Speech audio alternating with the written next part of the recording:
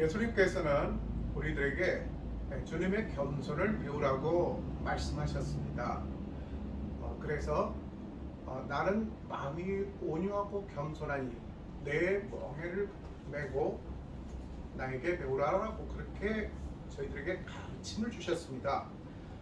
자, 그런데 우리는 그 겸손이라는 그 단어에 이제 유교적인 그런 의미를 굉장히 많이 부여하고 그 예수님이 가르치신 그 겸손이라는 단어를 접근하는 경우가 많습니다. 그래서 우리가 그 유교적으로 겸손이라는 것은 이제 자기가 마음속으로는 그렇지 않은데 겉으로 사양을 한다든가 아니면 자기 자신을 이렇게 낮춘다든가 그렇게 하는 것을 이제 겸손이라고 그렇게 알고 있습니다. 자, 그래서 이제 성경을 우리가 받아들일 때도 지금 예수님께서 그 가르쳐 주신 예수님의 그 겸손을 배우라고 했던 그 겸손에 대해서 그렇게 유교적으로 북한에서 그렇게 받아들인 경우가 있다는 것입니다. 그것은 잘못된 생각입니다. 자, 그래서 엄연히 그 유교적인 가르침과 성경은 다르고 그리고 그 용어도 다를 수밖에 없습니다. 자, 그래서 예를 들면 저는 사람들이 이제 저에 대해서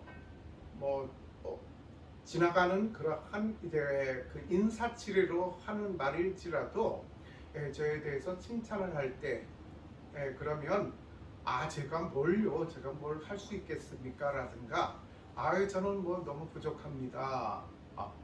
그렇게 이제 대답하는 것이 아니라 일단은 감사하다고 그렇게 이제 대답을 합니다. 자, 그러면 가끔씩은 상대방에서 이제 당황하는 경우가 있습니다. 그래서 저 사람 그만한 건가? 정말로 자기가 그렇게 이제 내가 그 칭찬했던 그 부분만큼 자기가 잘했다고 생각하나? 그러면서 이제 그 오해를 한다는 것이죠.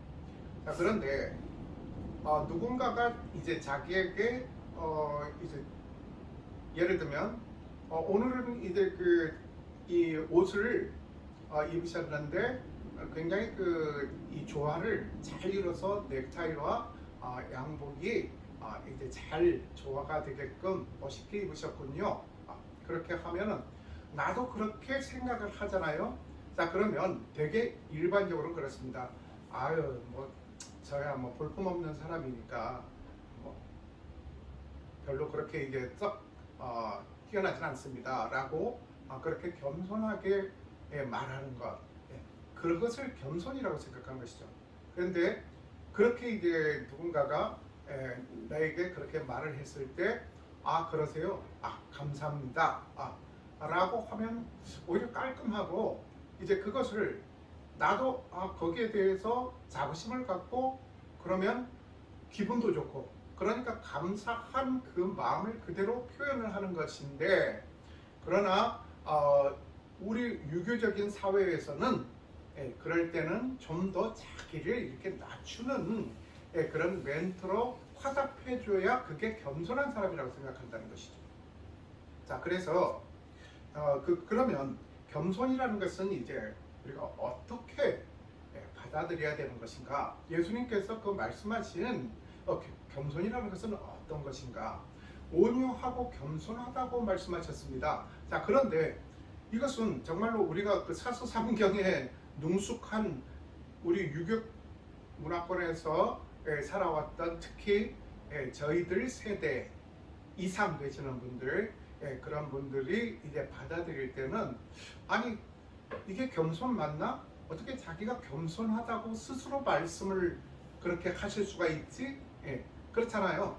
내가 어디 가서 저는 겸손합니다. 그러니까 저한테 좀 배우세요. 이러면 그게 겸손입니까? 거만하다고 생각하겠죠. 지 잘난 맛에 산다고 그렇게 속으로 욕을 하겠죠. 자, 그런데 예수님께서는 분명히 그렇게 말씀하셨습니다. 나는 마음이 온유하고 겸손하니 내 멍에를 메고 나에게 배우라라고 그렇게 말씀하셨습니다.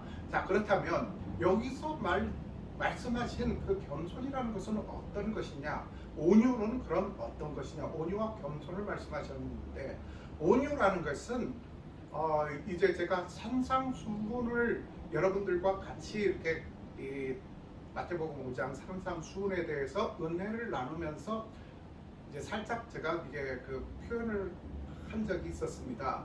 자, 그 온유라는 것은 그 부드럽고 따뜻한 네 하는 그런 나긋나긋한 그런 모습이 온유가 아닙니다. 온유라는 것은 어떤 것이냐?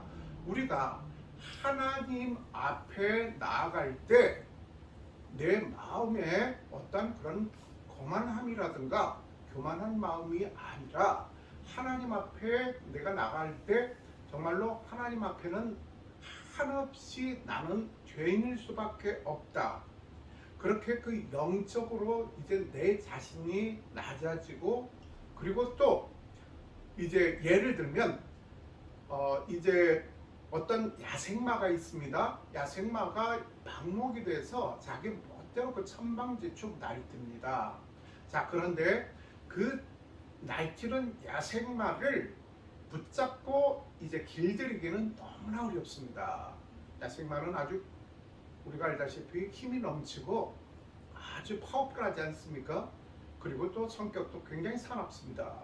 자, 그런데 아주 그 능숙한 조련사만이 그 야생마를 잡고서 길들일 수가 있습니다. 그렇게 야생마가 그 아주 유능한 조련사에게 길들여지듯이 우리가 정말 하나님의 그 무한하신 그 사랑과 그리고 하나님의 그 능력 앞에 그 안으로 우리가 길들여져서 그렇게 들어가는 그러한 모습이 온유한 모습이라고 할 수 있습니다. 겸손이라는 것은 무엇이냐 하면은 영적으로 예수님께서 그 산상수훈에서 그렇게 말씀하시지 않았었습니까? 심령이 가난한 자는 복이 있나니, 그렇게 이제 말씀하셨습니다. 그러면 그 심령이 가난하다는 것은 영적으로 낮아진다는 것입니다. 그러니까 그 하나님의 그 크신 그 능력을 인정하고 또 하나님의 그 섭리를 우리가 인정하고 하나님의 은혜를 인정하고 그 아래로 우리가 하나님 안으로 그렇게 들어가는 것, 그런 것이 또 겸손이라고 할 수 있습니다. 그래서 예수님께서는 그렇게 이제 그러한 그 겸손의 온유의 그 모습을 저희들에게 보여주셨고, 그런 것을 이제 우리가 꼭 사도들만이 아니라 그 사도들에게 그렇게 전달하였을지라도, 그러니까 그 사도들은 지난번에도 말씀드렸듯이 우리를 대표하는 대신하는 어떻게 보면 하나의 그 샘플이라고 볼 수가 있습니다. 그래서 저희들에게 그렇게 모든 그 믿는 사람들에게 적용되는 그 말씀이지 그 사도들에게 전달했다고 해서 그 사도들을 위한 12제자를 위한 가르침에 국한해서는 안 된다는 것입니다. 자, 그래서 예수님께서는 하나님의 아들이시고 성자 하나님이심에도 불구하고 예수님께서 사역을 하시기 전에 40일 동안 광야에서 40주 40야를 금식하시면서 그렇게 기도를 하셨습니다. 자, 그런데 그 광야라는 곳은 어떤 곳이냐? 이스라엘의 광야라는 곳은 우리 그 지금 들판에 그런 허벌판 그런 차원이 아닙니다. 어떤 목사님이 이제 성지순례를 갔어요. 자, 성지순례를 가서 예수님께서 그렇게 그 40일 동안 금식하시면서 기도하셨고, 그리고 마귀하고 싸워서 마귀를 대적해서 승리하신 그 광야의 그 현장으로 한번 가봐야 되겠다 해서 차를 타고 그 광야로 예수님이 그 금식하셨던 그 광야로 갔습니다. 연단 받으셨던. 그래서 그 광야로 갔는데 차가 그만 고장이 나버렸습니다. 그런데 그 광야가 너무 더운 거예요. 그래서 가지고 온 것은 콜라밖에 없는 거예요. 먹다 남은 콜라밖에. 그래서 일단 너무 목이 마르니까 콜라를 마셨어요.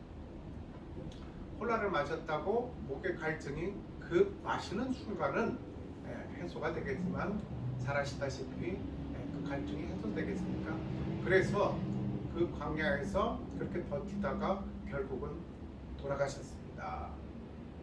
그러니까 그게 뭐 한 40일 동안 그렇게 거기서 버티다가 돌아가신 게 아니라 가자마자 차가 고장 나는 바람에 거기서 단 하루 만에 돌아가셨다는 거죠. 그런 곳이 광야입니다. 그런데 예수님께서는 하나님의 아들이시고 성장 하나님이시기 때문에 아까 말씀드렸듯이 인자로 오셔서 그래서 굳이 그러한 연단을 받지 않으셔도 예수님께서는 그냥 사역을 바로 하셔도 되거든요. 그런데 예수님께서는 그렇게 이제 그 인자의 모습으로 그렇게 어떤 그 연단의 과정을 광야에서 40일 동안 금식을 하시면서 기도를 하시고 그리고 마귀의 유혹 그러니까 얼마나 그 시장하고 배고팠겠습니까? 네. 그러니까 그러한 그 인간적인 약점을 교묘하게 파고들어서 그 마귀가 그 돌이 너 하나님 아들이잖아. 그 돌이 변해서 떡이 되게 해도 떡 그냥 배 채워라. 그런 유혹을 한다는 것입니다. 자, 배고픈 사람들에게 가서 이러한 그 음식으로 유혹을 하게 되면 어떻겠습니까? 굉장히 참기가 힘들지 않겠습니까? 자, 그렇게 예수님께서는 이제 그러한 겸손한 모습을 우리들에게 보여주셨다는 것입니다. 그러니까 그런 모습을 배우라는 것입니다. 그래서 우리는 예수님을 배워야 된다는 것이죠. 자, 그런데 오늘 등장하는 인물이 지금 겸손한 사람들입니다. 두 사람이 나옵니다. 지금 베드로와 또 고넬료가 나옵니다. 자, 여기서 보면 그 24절 첫 절을 보면은 이튿날 가이사랴에 들어가니 고넬료가 그의 친척과 가까운 친구들을 모아 기다리더니 그러니까 지금 뭡니까? 이게 베드로에게 환상 중에 베드로에게 그 이탈리아 그 백부장 저기 고넬료에게 가라라는 그러한 그 천사의 지시를 받습니다. 그러니까 하나님의 음성을 들으신 거죠. 자, 그 다음에 하나님께서는 정말로 그렇게 그 질서의 하나님이십니다. 그렇게 뒤죽박죽이 아니에요. 그러한 어떤 그런 환상을 먼저 고넬료에게 그렇게 이제 보여주시지 않습니까? 천사를 통해서. 그래서 그 바닷가 그 무두쟁이 그 시몬의 집에 유숙하고 있는 그 베드로를 시몬이라는 그 베드로를 청해라라고 그렇게 말씀하셨고 또 지금 베드로에게는 그러니까 그 이탈리아 그 군대의 백부장 고넬료의 그 고넬료는 이제 하나님께서 이제 그 인정하신 선한 의인이라고 그렇게 했습니다. 그래서 그의 집으로 가라라고 그렇게 지금 이제 그런 내용이 나오지 않습니까? 자, 그래서 지금 이튿날 가이사랴에 들어가니 그러니까 그 요빠에 있는 그 베드로를 이제 부른 것 아닙니까? 요빠에서 가이사랴까지는 지난번 말씀드렸듯이 50km가 안 됩니다. 한 48km쯤 됩니다. 그러니까 빨리 걸으면 한 10시간 좀 더 걸리고 조금 이제 여유 있게 걸으면 한 12시간 걸립니다. 그래서 이튿날이라고 그랬습니다. 그래서 가이사랴에 들어가니 고넬료가 그의 친척과 가까운 친구들을 모아 기다리더니 했습니다. 이제 혼자만 내가 그러한 그 환상 중에 예수, 그 하나님의 은혜를 체험했다고 해서 내 혼자만 이제 그 베드로를 맞이하는 것이 아니라 이제 친척과 그리고 가까운 그 친구들을 이렇게 불러 모았다는 것이다. 예? 그래서 마침 베드로가 들어올 때에 고넬료가 맞아 발 앞에 엎드려 절하니 했습니다. 그러니까 그 베드로가 들어왔지 않습니까? 들어올 때에 고넬료가 그 행동을 고넬료가 보여주는 그 모습을 보십시오. 그 행동을 고넬료가 맞아 발 앞에 엎드려 절하니 했습니다.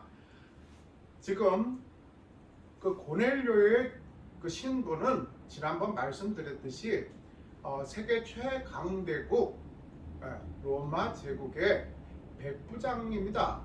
자, 백부장은 지난번 말씀드렸듯이 그 휘하에 100명의 그 병사들을 사병들을 거느리고 있는 그러한 그 지위에 있는 그런 사람입니다.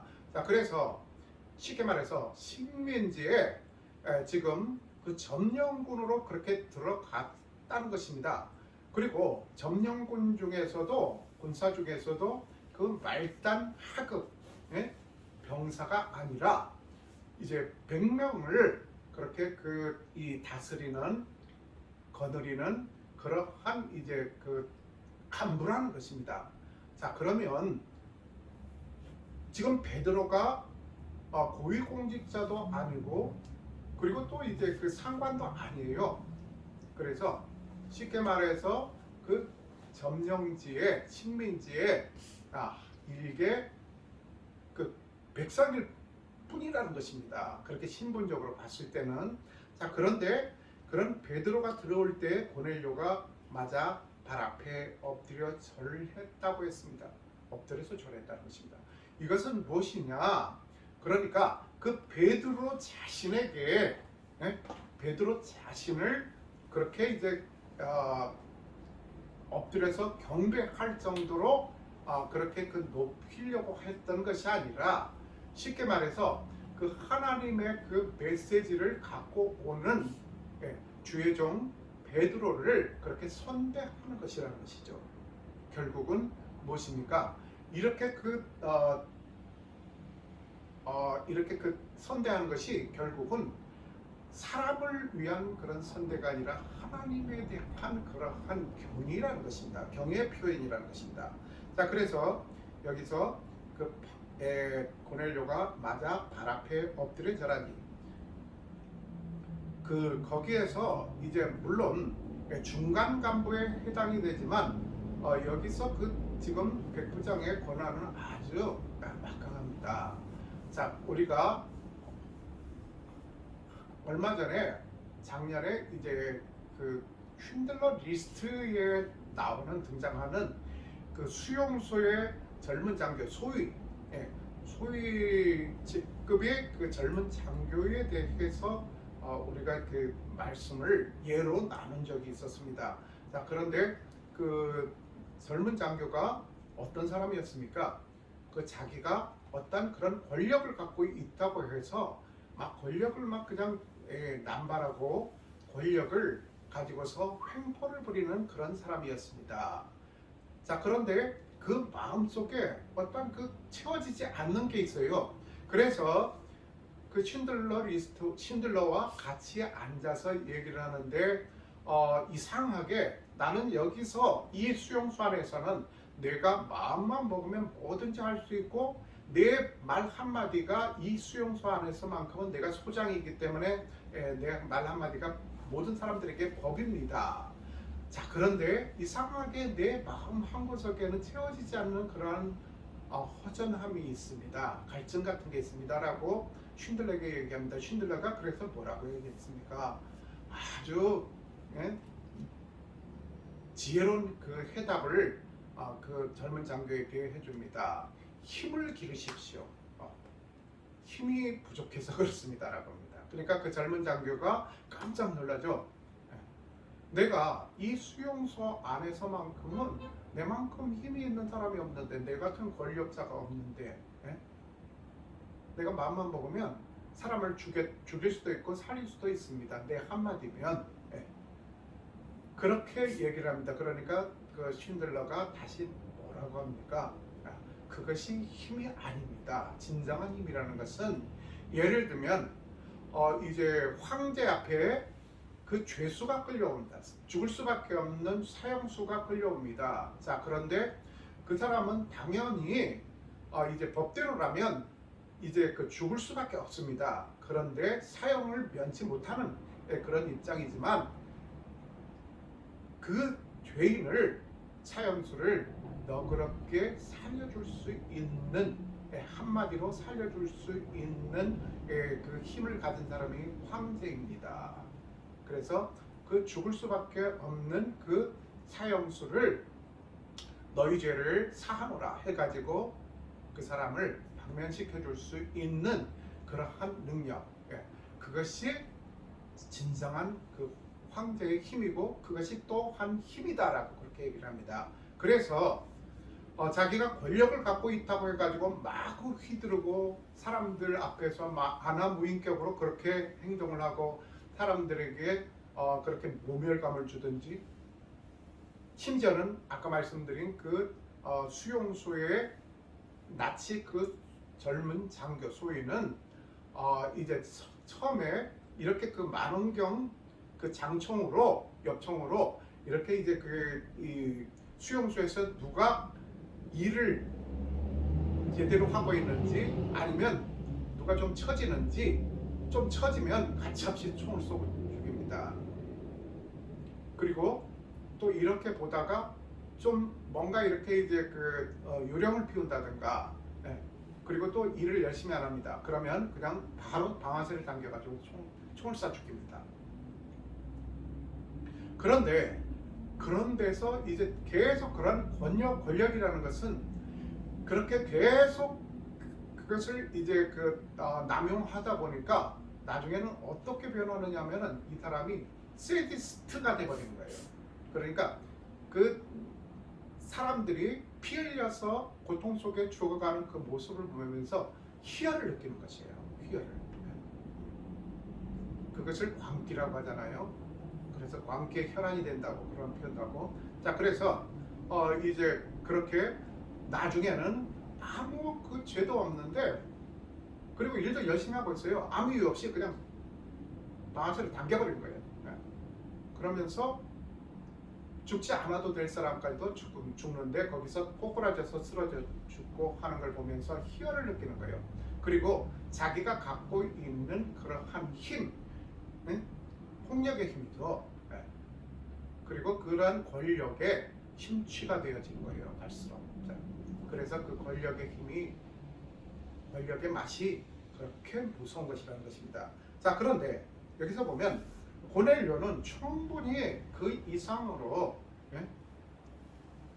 자기 어떤 그러한 권력의 힘을 발휘할 수가 있는 그러한 위치에 있음에도 불구하고 이 사람은 그렇지 않고 오히려 그 자기가 이렇게 관할하고 있는 그 지역의 그 식민지 백성들인 그 이스라엘 유대인 백성들이 어려운 사람들에게 다가가서 구제를 했다는 것입니다. 구제를 하고 하나님께 또 시간을 정해서 기도를 했다는 것입니다. 그래서 진정한 힘을 갖고 있는 사람이 바로 고넬료입니다. 그리고 또 고넬료를 만난 사람은 베드로지 않습니까? 베드로는 또 어떤 사람입니까? 아주 이제 그 말씀의 능력이 아주 탁월해서 많은 사람들이 한꺼번에 3,000명이나 주님께 돌아오는 그러한 놀라운 그러한 명설교를 나중에 하게 되지 않습니까? 그리고 또 바로 앞에 어떠한 사건이 있었습니까? 다비다라고 하는 그렇게 구제를 많이 했던, 불쌍한 사람들에게 구제를 많이 했던 그 다비다가 이미 숨을 거뒀습니다. 자, 그런데 다비다야 일어나라 해가지고 죽은 다비다를 살렸던, 그러니까 그 이 베드로 자신이 살린 것이 아니죠. 하나님께서 그 베드로 마음 가운데 임하시는 성령의 하나님께서 일을 하신 것이죠. 자, 그런데 아무튼 그럼에도 불구하고 그러한 능력을 아무나 갖게 되겠습니까? 그만큼 베드로는 위대한 인물이라는 것이죠. 자, 그런데 그럼에도 불구하고 베드로는 굉장히 또 겸손한 사람이었다는 것입니다. 자, 그래서 그 베드로의 겸손이 또 어디서 일어납니까? 볼 수 있습니까? 26절에 보면 베드로가 일으켜 이르되, 그러니까 고넬료가 지금 베드로를 보자마자 발 앞에 엎드려서 그렇게 절을 하고 있으니까 일으키면서 뭐라고 하냐면 일어서라 나도 사람이라 하고, 그러니까 나는 일개 사람일 뿐이다 라는 것이죠. 자, 그래서 지금 내가 대단한 것이 아니라 하나님께서 대단한 것이라는 것을 그렇게 이제 강조를 하고 있는 것입니다. 자, 그런데 우리는 여기서 그 베드로가 베드로 겸손한 사람이구나, 고넬료도 겸손한 사람이구나, 겸손의 그 미덕을 갖고 있는 사람이구나 라고 그렇게 이제 우리가 간단하게 생각할 수 있을지 모르겠지만, 우리가 정작 이 입장으로 이러한 위치로 이러한 신분으로 들어가 보면 쉽지가 않습니다. 사람들이 와 대단하세요 대단하세요 많은 사람들이 박수 쳐주고 환호하고 칭송하고 그러면 어떻습니까? 우쭐대지 않습니까? 그래서 지난번에도 말씀드렸듯이 참 가슴 아픈 게 마치 목회자들이 어떤 그러한 이 기도의 능력, 기도를 열심히 해서 그런 기도의 능력을 드러내고 사람들 앞에 그렇게 그 기도의 능력으로 인해서 그렇게 선한 영향력을 끼치는 것은 참 존경할 만한 것이죠. 자, 그런데 마치 은근슬쩍 이게 내 자신의 능력인 것 마냥, 그래서 이제 목회자 자신이 우상화되고 어느 교회에도 그렇지 않습니까?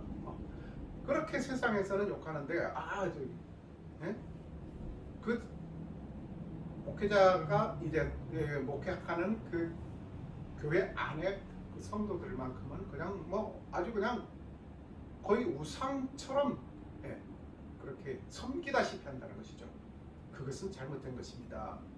목회자는 그냥 하나님의 말씀을 전달하는 것이고, 또 이렇게 베드로처럼 정말로 기도로 이런 그 능력을 쌓고 그 능력을 하나님의 영광을 선포하는 데 사용해야 되고, 전적으로 자기 자신은 가려져야 된다는 것입니다. 그런데 예수님은 뒤에 가려져 있고 사람이 더 부각되는 경우가 있다는 것입니다. 그래서 욕을 먹는다는 것이죠. 그래서 지금 베드로가 그 얘기예요. 일으켜 이르되 일어서라 나도 사람이라 하고, 27절에 더불어 말하며 들어가 여러 사람이 모인 것을 보고 이르되 유대인으로서 이방인과 교제하며 가까이 하는 것이 위법인 줄을 너희도 알거니와 하나님께서 내게 지시하사 아무도 속되다 하거나 깨끗하지 않다 하지 말라 하시기로. 지금 그러니까 이제 그 합법적인 그런 그 내용은 아니라는 것입니다. 어떻게 보면 그렇게 그 유대법으로 봤을 때, 그러니까 뭡니까? 여기 위법이라고 나와 있어요. 왜? 지금 이방인과 교제하고 가까이 하는 것, 이것을 금하고 있다는 것입니다. 참 이런 법이 어디 있습니까? 이것은 어디까지나 지난번에도 말씀을 우리가 나눴다시피 사람이 만든 법이지 착각하면 안 돼요. 이거는 마치 하나님이 만든 것처럼 하나님께서 그런 법을 만들지 않았다는 것입니다. 그래서 이방인이든 유대인이든 사마리아인이든 똑같이 하나님께서는 그 하나님 앞에 이렇게 그 온유하고 겸손하게 낮아지고 또 하나님을 구주로 영접하고 받아들인다면 이방인이고 유대인이고 사마리아인이고 없다는 것입니다. 똑같이 동등하게 하나님께서 인정하시고 구원해 주신다는 것입니다. 자, 그래서 여기서 보면 지금 그 베드로가 이 지금 고넬료도 마찬가지고 베드로와 고넬료의 공통점이 겸손한다는 것도 있지만 지금 이게 그 앞으로 그 베드로가 어떠한 일이 벌어질지 그것을 알고서 이렇게 다가가는 것도 아니고 그 전에 어떤 일이 있었다는 것을 알고 있지도 않았다는 것입니다. 그래서 환상 중에 주님께서 가라고 하셨고 그리고 또 이제 고넬료에게는 반대로 이제 베드로를 청하라 그렇게 해서 지금 만난 것이라는 것입니다. 그런데 그 미신들을 이제 그런 점치는 걸 보면은 각각 같은 똑같은 그러한 미신인데 가서 여기 가서 점쳐보고 저기 가서 점쳐보면 각기 내용이 다 달라요. 그러니까 미신일 수밖에 없었겠죠. 그런데 하나님은 질서의 하나님이시라는 것입니다. 한 하나님이시라는 거예요. 성령도 하나고 믿음도 하나고 주님도 하나이시다. 은혜도 하나라는 것입니다. 그래서 여기서 일치가 되는 거예요.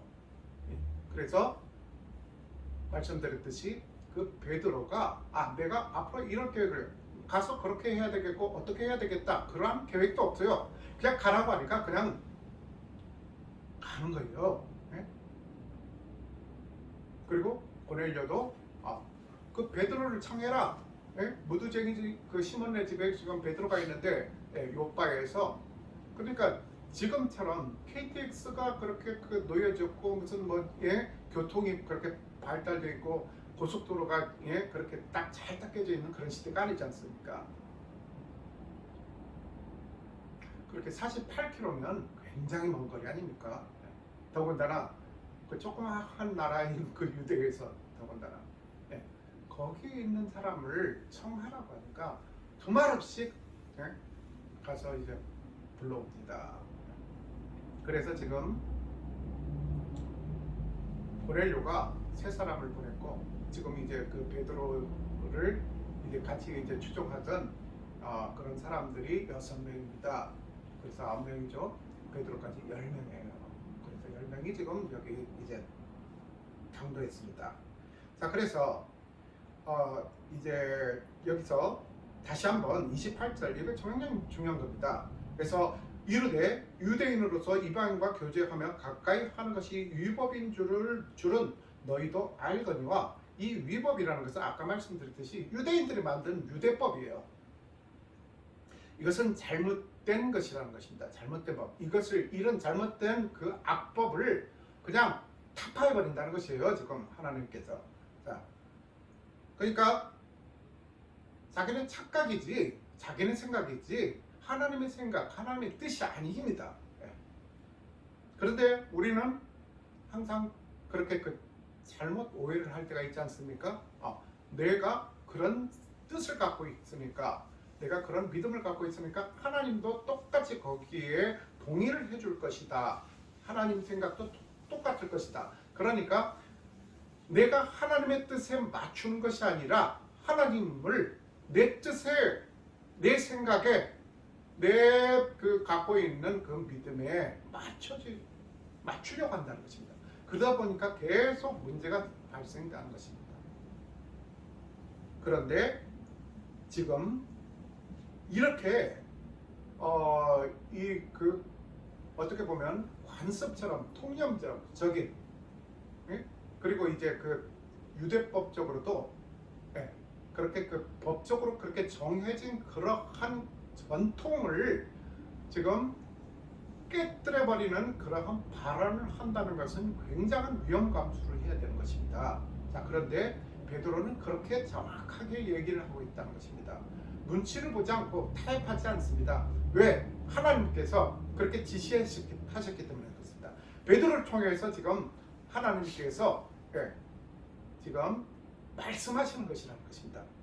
그래서 위법인 줄은 너희도 알거니와 하나님께서 내게 지시하사 아무도 속되다 하거나 깨끗하지 않다 하지 말라.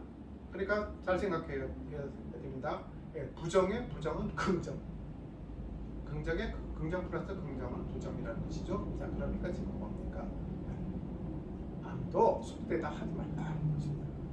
부름을 29절 부름을 사용하지 아니하고 왔노라. 묻노니 무슨 일로 나를 불렀느냐 그랬습니다. 그러니까 무슨 영문인지도 모르고 부르니까 하나님께서 가라고 하시니까 그냥 순종해서 따라왔다는 것입니다.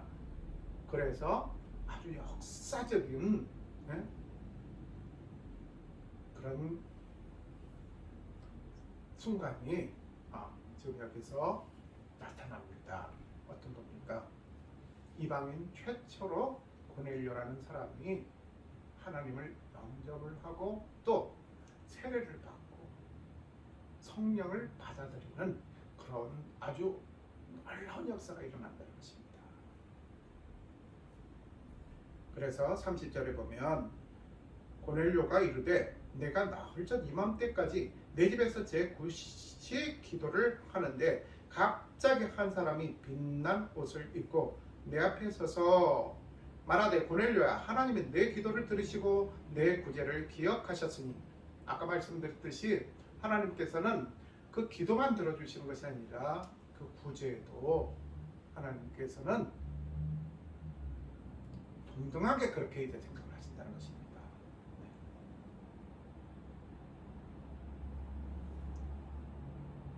자, 그래서 이제 내 기도를 들으셨다는 것입니다. 우리가 하나님께 들려지는 하나님께 전달되는 기도를 하려면 그러한 자기의 그런 정욕을 가지고서 하는 기도라든가 자기의 욕망이라든가 야망을 위해서 하는 기도가 아니라 정말로 그 하나님 뜻이 어디에 있는지를 구하는 그런 기도를 우리가 할 때에 하나님께서 들어주시고 또 그렇게 앉아서 기도만 열심히 한다고 해서 하나님께서 착하고 충성된 종아 하면서 그렇게 칭찬을 해주는 것이 아니라 하나님께서 우리에게 그렇게 명령하신 이웃을 사랑하는 그러한 그 행동이 같이 병행이 되어야 되는 것입니다. 그러한 사람이 드리는 기도를 주님께서 들어주신다는 것입니다. 자, 그래서 32절에 사람을 요바에 보내어 베드로라는 시몬을 정하라. 그가 바닷가 무두장이 시몬의 집에 유숙하느니라 하시기로 내가 곧 당신에게 사람을 보내었는데 오셨으니 잘하였나이다. 그래서 제가 이제 사람을 베드로님, 베드로님 사도님께 내가 보냈는데 그래서 여기까지 잘 오셨습니다 라고 아주 반갑게 맞으면서 환영하는 것입니다. 이제 우리는 주께서 당신에게 명하신 모든 것을 듣고자 하여 다 하나님 앞에 있나이다. 자, 그런데 보십시오. 고넬료가 이제 그 기도도 열심히 하고 그리고 이제 그 사람들에게 구제도 같은 이 로마 시민이 아님에도 불구하고 식민지에 와서 그렇게 그 지배지에 와서 그 백성들 중에 또 그렇게 이제 어려운 상황에 처해 있는 그러한 불쌍한 사람들을 구제를 많이 했다는 것입니다. 자, 그런데 그것만이 아니라 그런 그 고넬료의 모습을 하나님께서 이쁘게 보시고 하나님께서 환상 중에 고넬료 앞에 나타났다는 것 아닙니까? 자, 그러면 내가 어쩌고도 로마 시민인에다가 로마에서도 그리고 또 이제 그 100명이나 내 밑에 그 100명이나 그렇게 군대를 거느리고 있는 그러한 지위에 있는 권력자야. 그리고 또 아까 말씀드렸듯이 내가 기도 중에 그 성령처럼 하나님을 만났어. 예. 그러니까 얼마나 영적으로 또 교만해질 수가 있겠습니까? 예? 그래서 예, 군대에서도 가끔씩 그렇습니다. 이제 계급이 높으면 이제 가르치려고 합니다. 가르치려고 하고 이끌어가려고 합니다. 예. 그런데 엄연히 하나님의 말씀은 함부로 가르칠 수 있는 것이 아니지 않습니까? 자, 그런데 이제 오히려 그렇게 정식적인 그렇게 교육을 받고 온 사람이 그 자기 부하 가운데 있음에도 불구하고 계급으로 그렇게 밀어붙이는 그런 사람들이 많이 있습니다. 그래도 누가 하나 뭐라고 할 수 없거든요. 네.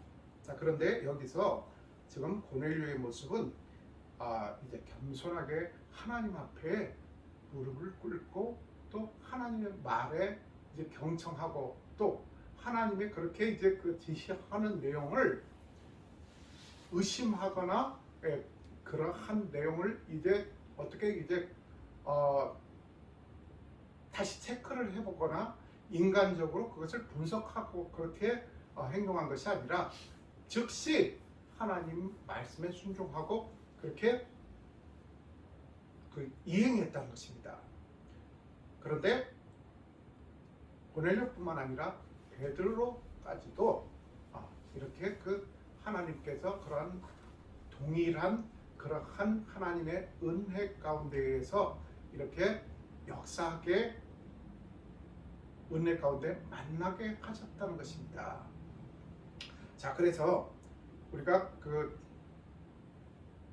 하나님을 믿는다고 하면서도 우리가 본질적으로 그렇게 들어가서 정말로 우리가 정말로 신경을 써야 될 부분들이 무엇이고 또 우리 믿음의 상태를 체크를 하면서 내 영적 상태를 체크를 하면서 어떠한 것들이 내가 지금 부족하고 잘못된 것인지 그것을 말씀에 이렇게 비추어 보고 그것을 점검하고 체크하고 그리고 또 하나님 말씀으로 바로 그것이 교정이 되고 바로 써야 된다는 것입니다. 자, 그런데 그런 것들은 이제 별로 그렇게 신경을 쓰지 않고 그냥 무조건 기도를 많이 하면 믿음이 좋은 것이고 하나님께서 인정하신다고 그렇게 착각을 하는 그러한 성도님들이 많이 있다는 것입니다.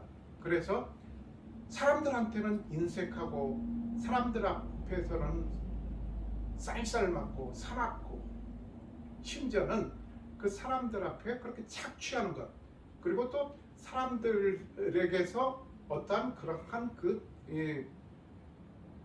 사람들이 갖고 있는 것조차도 이렇게 갈취를 하는 것 그것에 대해서도 전혀 죄책감을 느끼지 못하는 그러한 이제 교회 다니는 사람들 중에 그런 사람들이 많이 있다는 것입니다. 그것은 절대로 하나님의 그 말씀에 사로잡힌 그러한 생활이 아니고 그런 믿음이 아니라 그것은 하나님께서 가장 싫어하는 그런 믿음이라는 것입니다. 자, 그래서 이제 교만은 패망의 선봉이라고 그렇지 않습니까? 시편 기자가 교만은 패망의 선봉이고 거만한 마음은 넘어짐의 앞잡이라고 하였습니다. 그래서 그러한 겸손함을 예수님께서 가르쳐 주신 그런 겸손함을 우리가 정확하게 배우고 또 그 안으로 들어가서 예수님께서 강조하시고 예수님께서 우리에게 가르쳐 주시고자 하시는 그 내용이 어떤 것인지를 우리가 정확하게 파악을 하는 것 그리고 아까 말씀드렸듯이 기도도 중요하죠. 기도도 중요하고 찬양도 중요하고 사람들과 교제를 나누는 것도 중요합니다. 그러나 그 속에서 정말로 우리가 그 어려운 사람을 대할 때에 그 동정의 그 연민으로만 대할 것이 아니라 정말로 예수님께서 그렇게 그 고통을 받고 있는 그 불쌍한 사람들을 내다보면서 그들에게 다가가서 정말로 예수님께서 그들에게 사랑이 되어주시고 용서가 되어주시고 화해가 되어주시고 위로가 되어주시고 긍휼이 되어주신 그 사랑을 우리는 배워야 될 것이고, 그리고 또 그러한 그 온유함과 겸손함으로 우리가 들어가기 위해서는 예수님께서 뭐라고 말씀하셨습니까? 예수님이 그 멍에를 매야 된다는 것입니다. 그 멍에가 이제 없으면 그렇게 그 겸손함과 온유함으로 우리가 들어가기가 어렵다는 것입니다. 그래서 그러한 멍에는 우리에게 жил머질 만한 그러한 아주 고통스러운 무겁고 그러한 멍에가 아니라 그 예수님의 멍에는 쉽고 가볍다고 하였습니다. 그러니까 무엇입니까? 우리가 그 멍에라는 그 말 자체는 굉장히 고통스럽고 무겁고 우리를 짓누르는 것 아닙니까? 그런데 이제 예수님의 그 공의 안으로 들어가서 우리가 예수님의 그 온유함과 그리고 겸손함을 우리가 배운다면은 그 멍에조차도 가볍고 쉬운 것이 된다는 것입니다. 그래서 예수님은 우리에게 어떤 고행을 원하시거나, 기독교는 고행이 종교가 아닙니다. 그렇게 고행을 원하시거나 그리고 또 그런 고통스러운 그러한 삶을 우리가 살아가는 것을 주님께서는 원하지 않으십니다. 그런데 그 멍에라는 것은 아까 말씀드렸듯이 예수님께서 십자가에서 우리를 위해서 아무런 그런 대가 없이 피 흘리시면서 우리 죄를 사하여 주시기 위해서 돌아가신 그런 부분이지 않습니까? 그래서 그러한 그 십자가의 사랑을 우리가 가지고 살아갈 때에 정말로 우리는 그 예수님의 멍에를 가지고서 우리는 예수님의 가르쳐 주신 그런 온유함과 겸손함으로 들어가는 저희들의 삶이 될 것입니다. 그래서 이렇게 예수님께서 가르쳐 주신 그런 겸손함으로 고넬료와 베드로처럼 이렇게 정말 우리가 겸손함으로 주님 앞에는 낮아지고 또 많은 사람들에게 그리고 구제를 하는 그러한 저희들의 삶이 되어지기를 주님의 이름으로 축복합니다.